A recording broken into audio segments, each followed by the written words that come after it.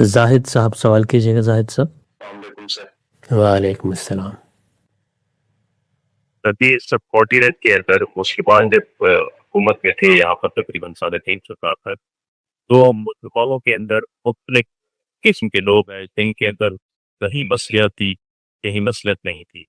مثال کے طور کے اوپر صرف ٹیپو سلطان کے یہ 1799 کے اندر تو شہادت کی گلوری جو ہے جو مسلمانوں کے اندر ہے وہ تو الٹیمیٹ جو بریوری ہے جو شہادت ہے وہ تو نہیں تھی، لیکن کے اندر جو رہنما کا ایک کردار ہوتا وہ انہوں نے نہیں ادا کیا. اسی طرح جو یہاں پر اب ایران کا ایشو چلتا ہے تو آیت وہ شہادت کے لیے تو چلو ٹھیک ہے بات وہ انہوں نے کر لیا، لیکن کیا وہ ریاست کے لیے ٹھیک ہے؟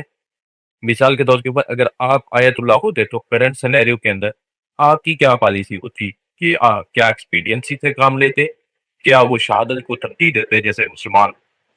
جی، سوال ان کا ہم سب یہ ہے کہ ہمارے ہاں کے مسلم رہنماؤں میں شہادت کو گلوریفائی کیا جاتا ہے. کیا رہبر رہنما مقتدی ایک ریاست کے سربراہ کے لیے یہ شہادت کی گلوریفیکیشن لازمی ہے یا اس کی اور ذمہ داریاں ہوتی کیونکہ اس کے پیچھے پوری ریاست کھڑی ہوئی ہوتی؟ اور پوچھنا کہ اگر آپ اس جگہ پہ ہوتے تو کیا کرتے؟ جب کوئی شخص لوگوں کا ذمہ دار بنایا جاتا ہے تو یہ زبردستی تو نہیں ہوتی، وہ اپنی مرضی سے یہ منصب قبول کرتا ہے.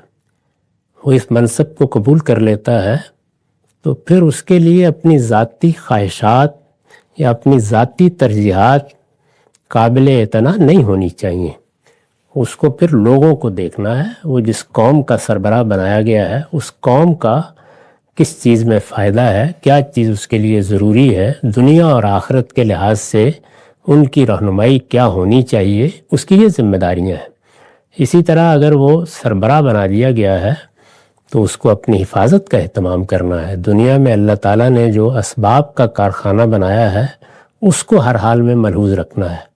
شہادت ایک مرتبے کے حصول کی خواہش کے طور پر ہر بندہ مومن کے دل میں ہو سکتی ہے اور بڑی محبوب خواہش ہے رہے، لیکن یہ کہ اس میں قوم کو، قوم کی ذمہ داریوں کو، اس سے متعلق فیصلوں کو نظر انداز کر کے میں یا آپ یہ خیال کریں کہ بس شہادت ہو جانی چاہیے تو یہ پھر شہادت نہیں خودکشی بن جاتی ہے. تو اس چیز کو ہمیشہ ملحوظ رکھنا چاہیے. یعنی ہم اپنی ذمہ داریاں ادا کریں گے، اللہ کے دیے ہوئے قانون کے مطابق ادا کریں گے اور ہر لحاظ سے اسباب میں جو چیزیں ہیں ان کو میسر کریں گے. اپنی طرف سے جینے کے لیے لڑیں گے. اگر لڑائی کا موقع آ گیا ہے اس کے لازمی نتیجے کے طور پر کئی چیزیں نمودار ہو سکتی ہیں، غازی بھی ہو سکتے ہیں اور شہید بھی ہو سکتے ہیں. تو شہادت اللہ تعالیٰ کا فیصلہ ہونا چاہیے، نہ کہ ہم میں سے کوئی شخص آگے بڑھ کر اپنی ذاتی قومی ذمہ داریوں کو ادا کر کے محض شہادت حاصل کرنے کے لیے میدان میں کود پڑے. اس طرح کی کوئی چیز اسلام میں نہیں ہے.